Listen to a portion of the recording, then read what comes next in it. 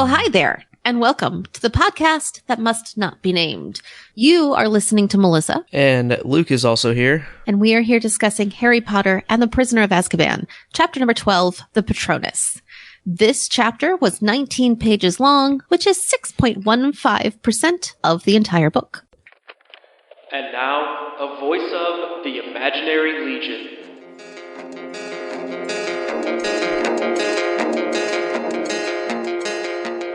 Chapter 12, The Patronus. Even though Hermione was just looking out for him, Harry was mad that his firebolt had been taken. Ron was angry also and thought that the stripping down of the broom was criminal damage. Hermione avoids the common room in Gryffindor Tower, instead going to the library. When students come back from Christmas break, Wood seeks out Harry and talks to him about the Dementor problem. Harry tells him that he was going to start training with Professor Lupin on repelling Dementors that turn. Wood next asks Harry about ordering a new broom, and upon learning about Harry's firebolt, he races off to find McGonagall and persuade her into giving Harry his broom back. After a surprisingly good lesson with Hagrid and his fire salamanders, Harry went to divination class, where he practiced palmistry, and Professor Trelawney, as annoying as ever, tells Harry that he has the shortest lifeline she has ever seen. At the end of his first Defense Against the Dark Arts lesson, Harry reminds Lupin about the Dementors, and Lupin told him to meet at 8 o'clock on Thursday evening in the History of Magic classroom. Later at lunch, Ron asks Harry why Lupin still looks ill, and Hermione tutted them. She then told Ron it is obvious when he asks her why she tutted them. She marches off, and Ron tells Harry she just wants them to talk to her again. Thursday evening, Harry met with Lupin, who found a boggart in Filch's file drawer. Lupin explains the Patronus charm, which was fueled by the caster's happy memories, and created a projection of happiness. This projection couldn't fuel despair and thus be affected by the Dementors. Lupin then cautions Harry that it was a very difficult spell, and gave him the magic words to cast it. After a few tries, Harry gets silvery gas to appear out of his wand. Then he starts with the Dementor. The first time Harry tries against the Dementor, he hears his mom and Voldemort again, even louder than before. The second time he tries, he focuses on a new happy memory and is once again affected by the Dementor. This time, he hears his father too. Harry tries to fight off the Dementor one more time and manages to produce a cloudy Patronus. Afterwards, Lupin gives Harry some of Honeyduke's chocolate and comments that it was definitely a start. Harry then learns from Lupin that Lupin was friends with Harry's father and Sirius Black. The first week after the start of term, Slytherin narrowly beats Ravenclaw in a Quidditch match. Wood, convinced that this is good news if they also beat Ravenclaw, increases the number of Quidditch practices, leaving Harry with only one night to do his homework every week. Only one third year besides him was working so hard, Hermione. The amount of work was starting to get to her, and Ron asked Harry one night how it was possible for her to get to all her classes. A few seconds later, Wood tells Harry that McGonagall still wasn't giving Harry his broom back, and thought Wood cared more about winning than Harry's safety. Wood then tells Harry to order a new broom, but as the match against Ravenclaw gets closer and closer, Harry continues to ask McGonagall if he could have his firebolt back. Each time the answer is the same, no. Even worse, his Patronus lessons continue but with less success than desired. Each time he produces only a cloudy Patronus. At the end of one lesson, Lupin explains to Harry that a true Patronus charges down a Dementor, but a cloudy Patronus is still a huge accomplishment. Lupin then gives Harry some butterbeer, and Harry almost lets it slip that he has been at Hogsmeade before. Suddenly, Harry asks Lupin what is under a Dementor's hood. He learns that a Dementor only lowers its hood when it is going to kiss someone. When they kiss someone, they suck out the soul of their victim, leaving a person alive, but a shell of their former selves. Harry then learns that the Dementor could perform the kiss on Sirius Black if they caught him. On his way down from the Patronus lesson, Harry runs into McGonagall who gives him his firebolt back. Then he enters Gryffindor Tower and is admired by everyone for having the firebolt. Harry makes his way over to Ron and tells him that they should forgive Hermione. Harry then walks to Hermione's table while Ron gives Scabbers his rat tonic in the dormitory. Ron comes down moments later and accuses Hermione of letting Crookshanks eat Scabbers.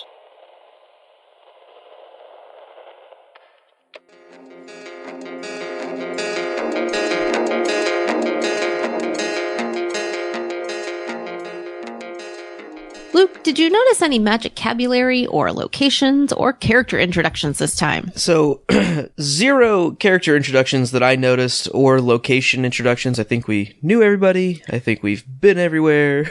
Check. We do have some magic-cabulary, including this chapter's titular word, Patronus, which is a guardian-type charm. We'll get into that a little bit.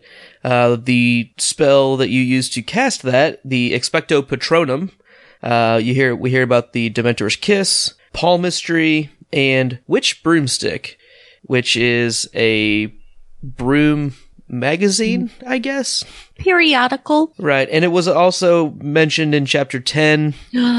So I think 2 chapters in a row where I've missed one, but you know what? Honesty is the only policy, and that's what you're better getting on to this get show. it in now than like book 6. Right. So, Witch Excellent. Broomstick. Awesome.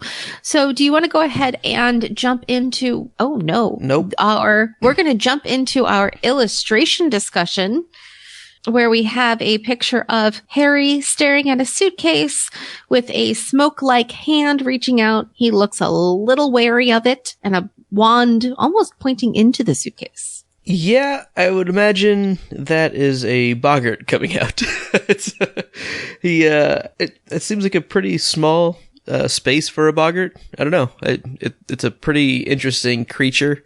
I do, and I'm okay with the boggart in the suitcase. I feel like the distance might be off. Maybe Harry needs to be a little bit further away from the suitcase. His wand is in the suitcase. I have to say, this is not one of my favorite illustrations because there's some perspective things that are.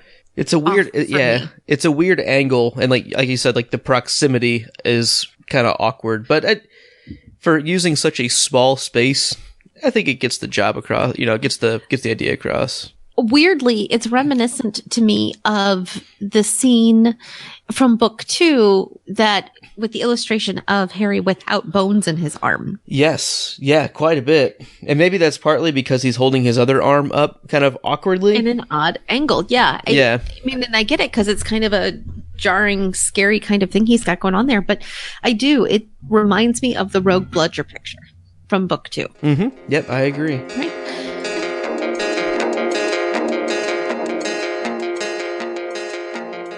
So, Luke, what were some of your thoughts on said chapter? I really thought Wood's response to the firebolt was pretty good. It was, I don't know, do you have thoughts on how he reacted? His excitement was incredibly fun. I loved how much he loved it. So I just love how excited he is and how wonderful that would be. Oh my God, a firebolt on our team. Right. Yeah. And even the first thing he comes, back after Christmas and was like, you got to have a good, a new broom because you can't keep riding, that shooting star that you're on. And he's been a good captain, but at the same time, it's kind of like it takes over his whole world, everything to do with Quidditch. And it's maybe excessive at times, but it's endearing, I think. And this is one of those times. Yeah.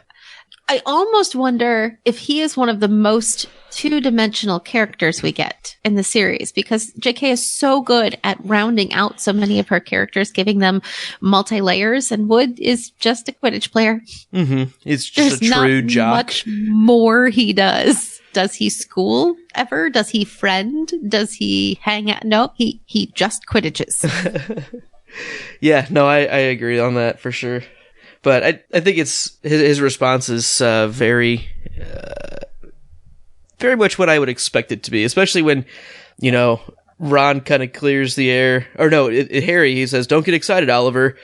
I haven't got it anymore. It was confiscated." And he just loses his mind and is like, "I'm going to go talk to McGonagall because this is not cool." Like, nope. I got this. Yep. I'm taking care of it. Yeah. We need the firebolt. So what do you have notes wise on this chapter? So I have like a series of random boggart thoughts. Okay. Okay. First, why is it a him? Is that the pronouns that he gets? Mm-hmm. That is the pronouns that is used for the boggart. How do you know that the boggart is a male boggart? And if so, how does one tell the gender of a boggart? That opens up a series of really good questions. I have no idea. I mean, one would assume it might be genderless based on the ability to shapeshift. Right. That's my guess. And it essentially... But Mystique is not from X-Men, so... Well, we're not in X-Men universe, so... I'm just saying. You're just pulling a reference. I know. I'm okay with that. So, I have a hard time with the pronoun him. I think it's kind of the generic version of it on a genderless thing. It's not meant to be. Which goes back to my foreign language classes in high school of English needs a genderless pronoun. Mm-hmm. Yeah, I think it used to a long time ago. I'm not going to get into the history of English, but there is a really good podcast called the History of English podcast you should check out. It's very, very fascinating. It is very good. All right. Question 2, boggart related. How can Lupin keep him under his desk? How does he know that's going to keep the boggart happy? And can boggarts feel happiness? So this was really 3, but yeah, this is another good series of questions in, what is the boggart's natural, comfortable habitat, and how do you care for one? And how do you know that it likes that? Is it because it stays there? Right. Yeah. I mean, I guess so. I mean, can it escape on its own? Is it able to open the door? Or whatever trap it's in. Right. How do they get in there in the first place? Right. Yeah. I mean, these are really good questions. Okay. Here is my last boggart themed question. Doesn't it seem odd that we've never heard of boggarts before this year, and yet magically 2 have appeared this year? I wonder, is there a chance it could be the same one? But I thought they made that other one poof out of existence. I thought it just went back into the wardrobe. Oh, I just assumed that that's how you defeat it. To me, it was a monster at the end of a. I never thought it was you've vanquished it, or I thought of it more of you scared it back away, or I don't know if it's killable. Is I guess my point, because to me it seems more like a spirit entity than anything. Then no, it said, okay, so I'm going back to the boggart in the wardrobe chapter 7. Neville charged forward looking determined. Ridiculous, he shouted, and they had a split second's view of Snape in his lacy dress before Neville let out a great ha of laughter, and the boggart exploded, burst into 1,000 tiny wisps of smoke, and was gone. Okay, all right. To me, vanquished. Or at least dissipated enough that... So maybe it's just reformed now. This is the reformed version of it. Okay. Is that fair? I mean, it's not out of the realm of possibility. I still assume it's probably a second boggart. I don't know. Because I don't think there's only one boggart in the world. I'm not. Yeah, there's probably more than that, but I also, to me, it seems like an unkillable thing. It seems more spirity to me than a living. Maybe that's just the shapeshifter portion of it. Like that physical changes seem nearly. I mean, yeah, magic. I get it, but it seems unlikely that something can change shape that easily. Mass, volume, everything. And not be spirit based. I don't know. I could see it either way, but that's just how I've always viewed it. I don't know. I think if something explodes into 1,000 tiny little wisps, that's pretty much done. Mine is not nearly as in depth. I just think you blow up. But I see your point. Totally fair. Yeah, but again, it's a shapeshifter, so maybe it just turned into smoke. That was the next thing it wanted to turn into. This will scare him. It changed its form of matter. Right. Yeah. All right. Those are all of my boggart-related comments. Do you have any boggart-related comments? This ends Melissa's Boggart's Corner.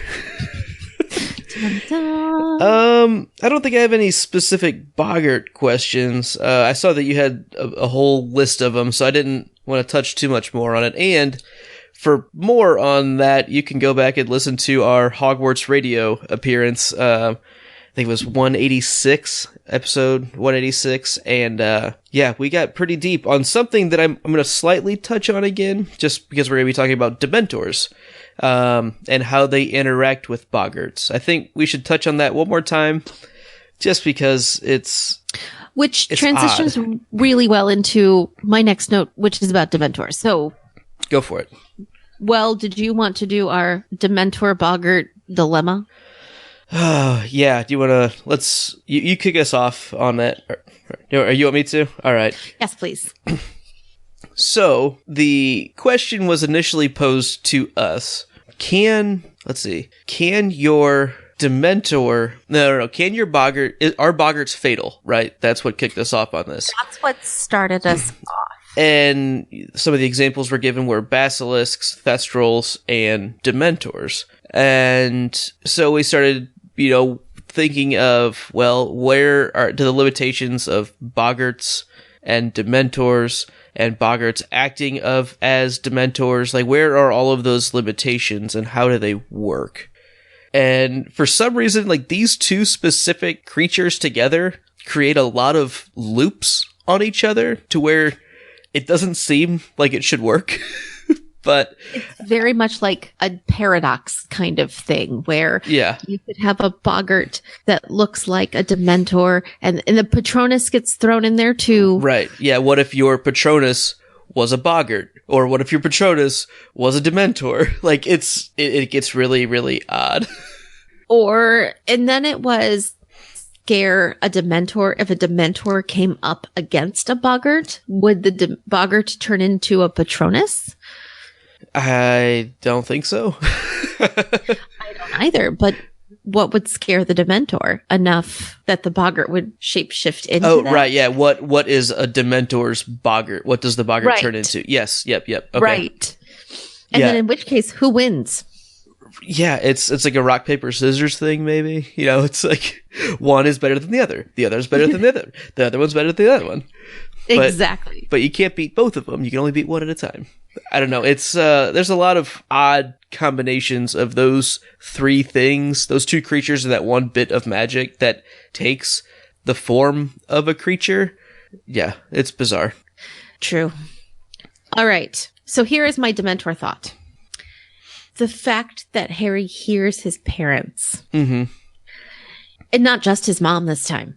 What a terrible spot to be in for anybody, but particularly a kid who desperately, desperately wants to hear his parents, but also terribly, terribly does not want to be in the position to have to hear his parents. Mm-hmm. Yeah, I had a very similar note to this. Harry wanting to hear his mother's voice. It's terrible that this is the way that he can.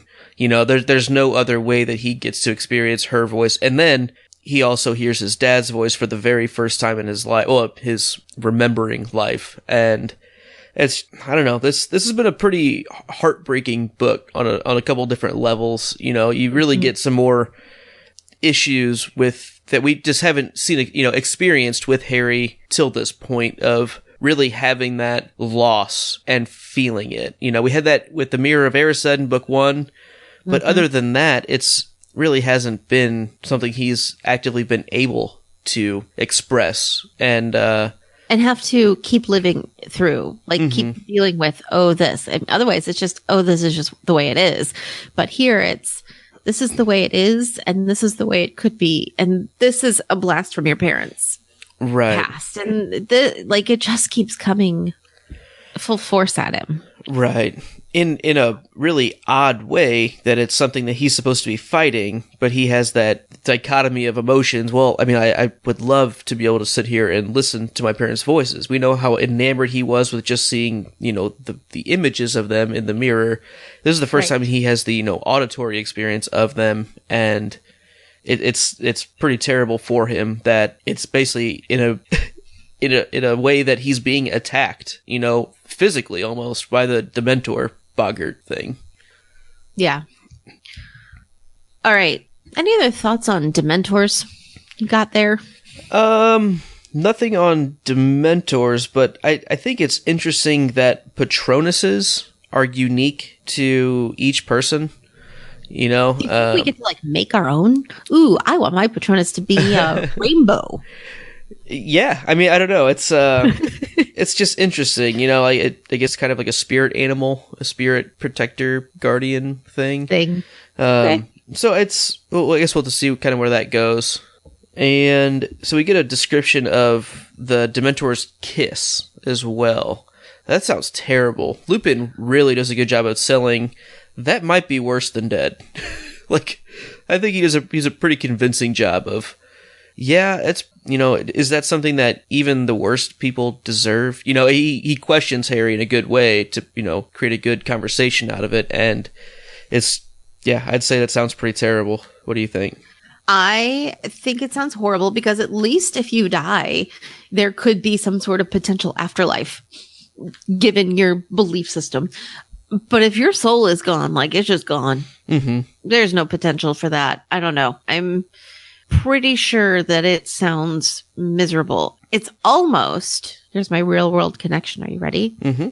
It's almost like Alzheimer's and dementia, but instead of it lasting for months and years, it takes 2 minutes. Mm-hmm. And imagine the family then, or the loved ones, or the whatever, especially if it's done on somebody who maybe didn't deserve, or you know what I mean? Depending on the wrongfully, reasoning, who knows? Yeah. Right. You're stuck with this shell of a human. Yeah, very much a functioning body.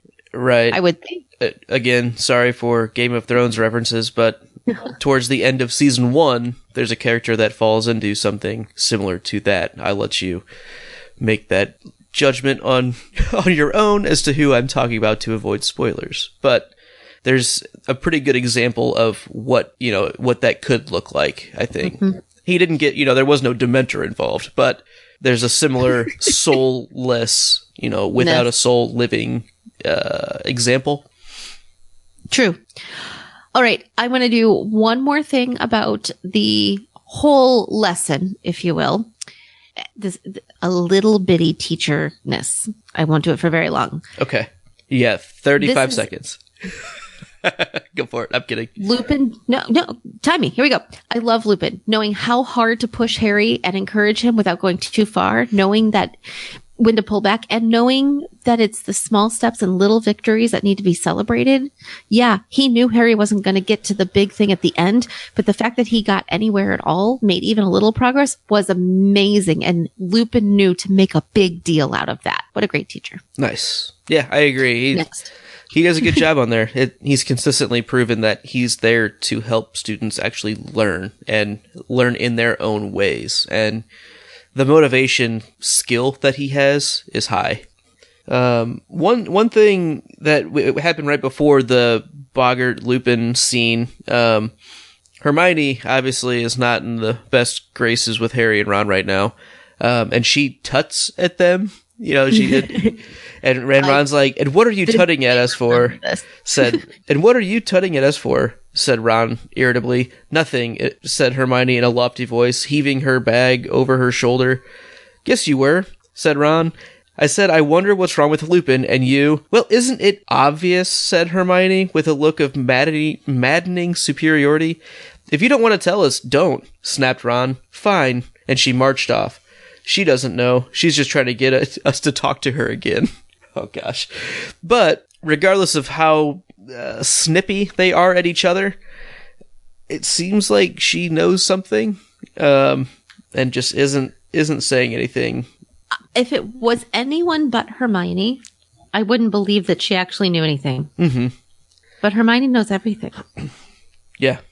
That's all. So, I just wanted to get it out there that she seems to have seen some pattern or some kind of indication. Well, she's had a lot of time on her hands because she doesn't have anybody to talk to now. You mean babysit? Or check up on you. Nope, true, babysit. I'm with you. You're right. So she's got to look out for somebody. Maybe it's Lupin. Maybe she's having tea with Lupin also.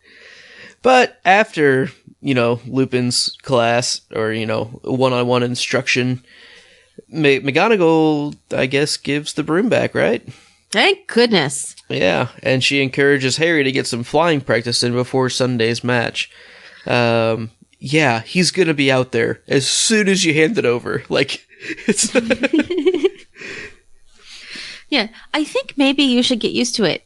You think? Right. Yeah, thanks for the delay. That wouldn't have occurred to me.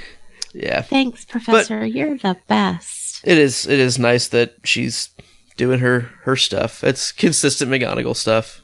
I am glad that he got the broom back in mint condition still, because at first, when he first lost it, he was afraid that it was going to be stripped down. Well, that's what she says. They'll strip it down, and he's like, "What?" And Rob was like, "What?" Well, that was very Scooby-Doo of you. Oh my goodness. And right after that, Ron's basically saying, we should make up with Hermione. She was only trying to help. Or no, Harry says that, and Ron's like, yeah, all right. Like, oh, gee, like, gosh, like, could you be more of a jerk about it? Like, oh, I guess we could start being friends with her again. She was wrong, so it's cool now. Like, no, it's terrible. And technically, she probably wasn't wrong. You just didn't like that perspective, I suppose. But right, and But did you notice that the minute they were friends again, the first thing Ron does is start worrying about her schedule? Oh yeah. Oh yeah. Oh, wait, how are you doing all this? Maybe you should drop some. Dude, you haven't talked to her in months. Why do you care? Right. We find out that arithmancy is her favorite subject, so that's just worth noting, I think. And it's another reason why I feel like it would be my favorite subject if only I could actually see a class or know who the teacher was or the content. Yeah, we don't know anything about it. Because I really feel like it sounds like some kind of math. It does. Magical math. Yeah. How much fun would that be? It would be the best. Bring it on. It would be the best. We would love that. So something else I wanted to bring up here before we get into some feline tendencies. Everyone on Ravenclaw flies a clean sweep 7. More evidence of potential alumni support. Hey, I'm gonna go buy the whole Ravenclaw team the exact same broom. It's to me the evidence is stacking up. That is 2 teams worth of having the same broom, because the Slytherins all have Nimbus 2001s. Right. Bought by, an alumni. Malfoy, an alumni. A Slytherin alum. Yep. Absolutely. I'm just saying. The evidence, I feel like it's just fallen into place. I do too. I mean, and you really, having the alumni fund, that could help with sponsorship into tryouts for professional teams. Professional teams. Mm-hmm. I'm thinking it's got to exist somewhere. Oh, yeah. It might not be an official thing, but, I mean, if you have a collective group, yeah. Although, that would be an interesting position at Hogwarts. What was that job? Like, the alumni something. I don't know, like a donation, charitable something organization person. That could liaison. Be a job. There you go. Yeah. I know there are private schools that have those for extra funding, so you might as well. Right? Yeah, I think so. Take us into our final scene here. So, Scabbers is dead. Yeah, he gone. Dead. Yeah, it looks like Crookshanks finally got him, right? That is sad, especially given the just recently repaired friendship. Right. Which is no longer. I don't know. I feel like Scabbers was on his way out anyway. He was so old and so sick. It's just sad that he had to go being eaten. I feel like there was like a more natural death that he deserved. Is that not a win-win? He's not suffering anymore. Crookshanks got a snack. Maybe he had already died. And potentially Crookshanks was just, checking in on him, as a pal does. And he's like, "Hey, what's up, buddy? Can a what? I almost hear some Crookshanks love going on over there. Maybe not love, but just healthy respect. Of the doubt. Yeah. Just it could. Yeah. That's I my do feel vote. bad for Ron that his hand-me-down rat is dead. Yeah, I agree. He's been pretty beat up, that Crookshanks was targeting him so much, or, going after him so much that he felt like he was, he took it personally, and hopefully this really isn't the straw that breaks the camel's back on their newly reformed friendship, like you mentioned. I mean, and he's been worried about Scabbers since he returned from Egypt. It's been kind of a rough year for his pet. 6, 7 months. Yeah. Yeah. Oh well.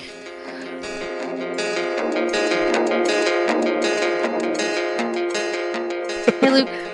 Yep. I think it's time to get into some burning questions. Of which there are 5. Number 1. Why do Harry and Ron decide to be friends with Hermione only after the firebolt is returned? Because boys are stupid. I mean, that's my tongue-in-cheek answer. I think the real reason is the perspective piece of I see it my way and you see it your way, and never shall the two meet until it's a moot point. Not a moo point, a moot point. And I think Ron and Harry's perspective is flawed. Not wrong, just a little flawed. It's very narrow. They just see a cool firebolt. They want the cool firebolt. They're mad they don't have the cool firebolt. They blame Hermione for that. Hermione's view is more broad. Broader views tend to have more negative supporters. The more bigger picture you can see, the more naysayers there are going to be. And Hermione took a risk for the safety of all, the big picture. And the boys can't see past their narrow view. I think that's pretty well said, yeah. Yeah, their narrow view is not, I mean, it's definitely understandable. I just don't think it's correct. I think Hermione had the right viewpoint, but not necessarily the easiest viewpoint. Well said. I think that's completely fair. Question number 2. This is, we've touched on Boggarts as Dementors. So you're using this Boggart as a Dementor because it's the thing that scares Harry the most, right? They know that, so they're utilizing that as a thing. What are the limitations? Could the Boggart Dementor perform a Dementor's Kiss? Does it have those abilities? Part of me really wants to say yes, because if you're truly shape-shifting into that thing, then yes, but at the same time, it's an image of the thing. So maybe not. And that goes back to it. If it shape shifts into a basilisk, is it going to kill you? Well, no. So if it shape shifts into a Dementor, it can't. Right. Dementors kiss you. Well, I mean, even think of when it turns into the giant spider. Could it spin spider webs? That you know what I mean? And stay in the world once it changes again? Yeah. To me, it's a very similar type thing. That's an ability of that character. I feel like we need to experience a Boggart that actually touches another person. Right. There hasn't been any tactile experience. No, it hasn't had any contact with a person or even a thing. Can it pick up and move something? Can it create something? Can it? Right. Yeah. So I feel like there's not enough information. It would be nice if they can't, but then if people knew that they can't, it wouldn't be so scary. Well, see, but it's always sprung on you. Most of the time, you don't know ahead of time that there's a Dementor that's about to pop in. True. Out. And so that's really its strength, is the surprise with terror. Okay. It's not, typically you're not, oh, let's have 15 kids in the room, go and take on this Dementor. That's a very practical application of that, but you're not going to normally know ahead of time, hey, when I open this suitcase, this being is going to come out and literally do its best to terrify me with the thing that literally terrifies me the most. Right. So under normal circumstances, hopefully you have a cool head and be like, no, there wouldn't be one of those in there. All right. But I think that question kind of always influenced me thinking that they were more of a spirit-based creature, because as far as we know, they can't touch anything. At least we just don't know. So I always thought, well, they can't touch you, which makes me think of ghosts because they go through you. So I've always put that in the same bracket. Yeah, I'm not sure. I really want it to be not true. I really want Dementors to not actually, or not Dementors, Boggarts to not really be able to impact the person more than just the fright factor. Yeah, I think, but I don't know. Personally, I think that's all it can do. And I think there's potential that if it's shape-shifting into that thing, it becomes that thing. Yeah. So it could potentially hurt you depending on if it's an intangible spirity kind of thing or if it's an actual like shapeshifter who can change its form physically too. And I always assumed it was a physical being. So yeah, it can hurt you. Sure. Open-ended questions. Like, we just don't know. I know. There's like no right answer. I mean, other than mine, but there's no right answer. I mean, there's also mine, which is more right. But question 3 is on its way. Okay. Do you think some people truly deserve the Dementor's kiss? I feel like one person's opinion is not a good enough answer. My thought would be that if there were people who deserve the Dementor's kiss, there would be very strict, like, guideline laws into when it can be applied and when it could not. Because wouldn't you think that the people who would deserve it are the people who'd be in Azkaban? And yet there are people in Azkaban. So if Sirius Black is really this big, terrible person that, you know, they've all said, and he's been in there for 12 years and he did this terrible thing. I mean, for 12 years, he's been in the care of the Dementors. How come he didn't have the Dementor's kiss then? Right. Like, why didn't it happen in the... Right. I mean, it's just because he broke out that they're saying they'll do it now? Like, I don't know. It's... Yeah, like, I really think... he killed how many people with one curse? That's pretty bad. Wouldn't you assume that would be grounds for that? I don't know. I'm hesitant to say yes, even though I do probably think yes. Well, let me regulated. That's what my point. I feel like there needs to be regulation to it. So at that point, why would you not just use capital punishment and kill them and get them off the tax dollars?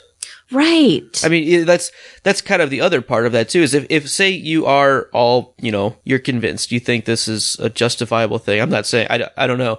But and we're going to stop right there. Neither one of us is condoning capital punishment. We're saying if that's something that your government approves of, why would you waste your time using Dementor's Kiss when you still have a live body to deal with? Right. If they've reached the point where you say they shouldn't have a soul, well, there's to me it seems like, well, use the cheaper future solution. I don't know. That's a pretty morbid discussion. I know it is, but it's just interesting. The rest of these questions are a little less. Yeah, literally the next question's a lot happier. So okay, all right. But I don't know if you have anything else on that. It's kind of one of those big, almost political questions that I know I'm unfit to answer. And I think that's where I was going with it. I'm unfit, and I really think asking individual people is unfit. I think it needs to be a consensus with guidelines. So legislation or like a jury, jury of your peers, that it's not just going to be, oh, the president says this. It's going to be the jury and a large collection of people have debated and come to this conclusion. I think it needs to be that. It shouldn't just be left to one or two people's random whims. Sure. Fair enough. Question 4. What would your happy memory be? And I'm going to go ahead and say it can't be like birth of children or wedding type stuff. Good, because I wasn't going to say those. Sounds terrible. And they were very happy moments, but they're like... It's different. Yeah. So this is going to be in line with those, but like not... I have 2. One's really cute and cheesy, and one is just ridiculous. So my first one is I have a very terrible sense of long-term memory. I'm good at short-term memory, but long-term memory, it's more difficult for me. But I remember the exact moment I met my husband. I know exactly where I was. I know what bench I was sitting on.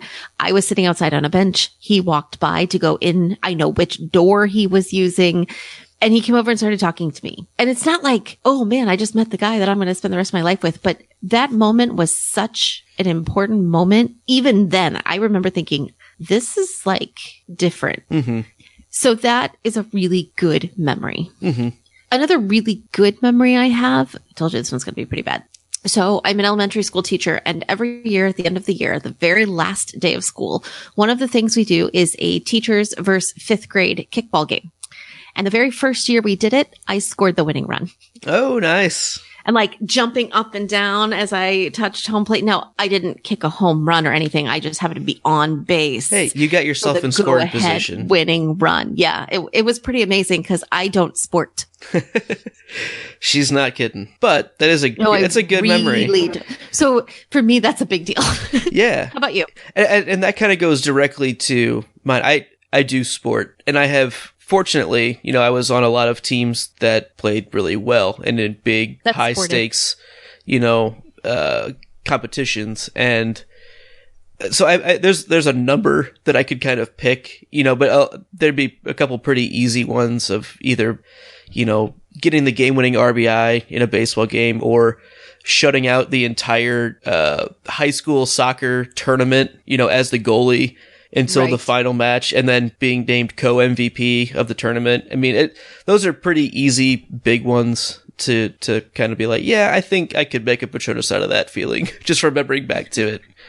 So, and I'm sure there's other stuff too, but like starting a Harry Potter, like just starting the podcasting stuff was pretty fun. Really fun. And it's a slog now. No, I'm kidding. No, it's... I was going to say, even now, like, this is the thing that helps me escape from all the other things. Not that I don't love all the other things, but it's like, oh, good, I get to podcast now. Yeah. Yeah. No, this is something I very, very, very much enjoy, and making new friends because of it too. That's always very fun. Yes. Question 5. Do you think anyone other than Oliver Wood could have gotten the firebolt back from Professor McGonagall when he initially went to go and ask for it? As in, like, would anyone else have been successful where Oliver Wood failed? Correct. Yes. Because if anybody was going to get it, it was going to be Wood. Like, it's almost like you sent the wrong guy to try to go get it, because his priorities might not be the best here. So I guess my thought process on this question would be like, do you think if Hermione would have gone back with a changed attitude, do you think she could have gotten the firebolt back at that point? I don't think she would ever have a changed attitude. So I feel like that's maybe not who you send either. Now, like that might be the most convincing person. If you could get her to change her perspective, then yes, she's who you send. Right. Because it was her original hesitation. See, in my head, here's what you do. You send Wood, and then you send Fred and George, where Wood does what Wood does. And in the meanwhile, while McGonagall is distracted, Fred and George just go take it. They just go nick it? I mean, it worked before. Right. Yeah, I guess so. So, yeah, I'm going to go with having and then Harry shows up in the first match with the broom, and they're like, I decided to buy myself disqualified. A firebolt. Right. Yeah, you can't play. You're out of here. So give me that broom. Let's see, we have one stolen firebolt. And the kid who had it. Yeah. If it was a less public thing, sure. All right, fine. I tried, though. I know. It was reasonable. It made sense. Okay. All right. Luke. Yes? What was your favorite line in this chapter? You heard James? Said Lupin in a strange voice. Yeah, face dry. Harry looked up. Why, you didn't know my dad, did you? I did, as a matter of fact, said Lupin. We were friends at Hogwarts. Listen, Harry, perhaps we should leave it here for tonight. This charm is ridiculously advanced. I shouldn't have suggested putting you through this. And then Harry, kind of cuts him off and everything. But learning that Lupin was friends with James back in the day, and just, again, this interaction of the Professor Lupin with Harry on a level that Harry really hasn't had before. Maybe with Hagrid a little bit, but this is kind of a new level of potentially friendship that Harry just had no access to, kind of thing. I agree. I love Lupin. I feel like this book is the song of Lupin. Yeah. In 21 chapters or whatever. He's just such a great mentor. Yeah, for sure. I almost feel like I need to start finding some faults, because every single episode I feel like I'm doing the tap dance of how wonderful Lupin is. So I'm feeling a little over loving, and I'm not sure if I'm doing my due diligence to try and Are we falling for the spell? Like maybe.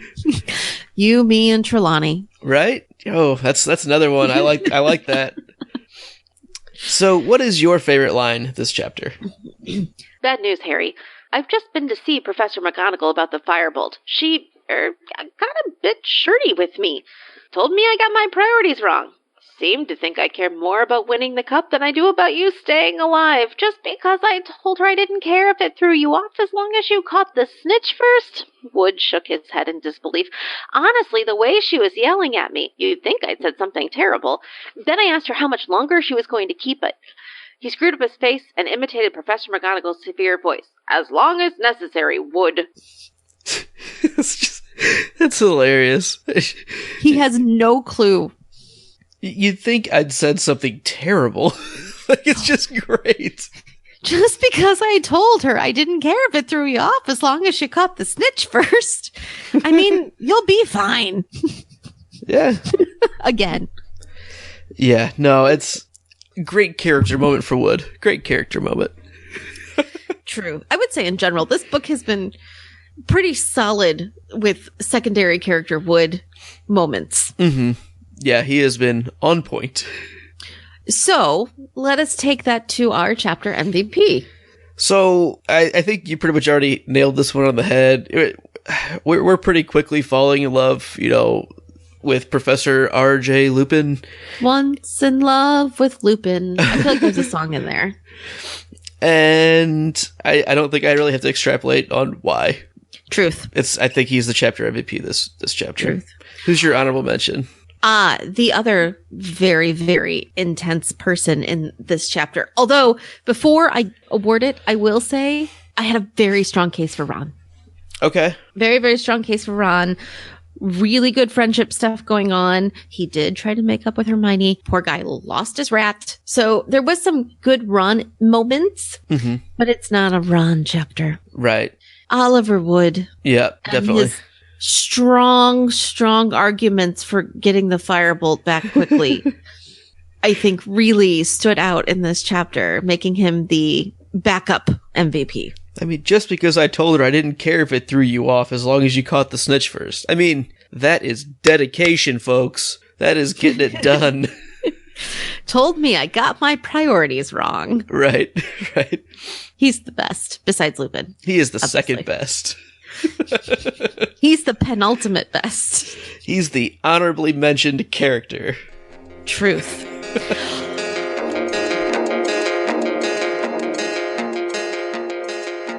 And so, thus wraps up Chapter 12 of Love of Lupin by Melissa and Luke, also known as the podcast that must not be named. If you would like to join in on our Lupin Love Fest, you can find us on Twitter at NotNamedPodcast. We are email available at thepodcastthat@gmail.com. We also have a website, conveniently named thepodcastthat.com. Subscribe and rate us on iTunes and YouTube. A special thanks to our summary this chapter, Jackson. Nice job, buddy. Really appreciate it. Thanks. Stay tuned 7 days from now when we discuss Chapter 12. Gryffindor versus Ravenclaw. Stay imaginary. Thanks.